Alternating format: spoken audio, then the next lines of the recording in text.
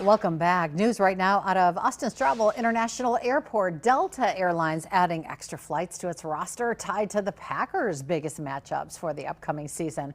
In September, fans traveling to Titletown from Atlanta will see added flights. In October, also additional flights available the day before and after the Packers game against Tampa and North Carolina.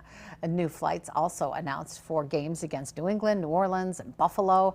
Delta upgrading some of its routes to larger aircraft, including Dallas, Detroit, Charlotte, Minneapolis, and Houston. And you can find a full list of changes of travel days on our website, wbay.com/links.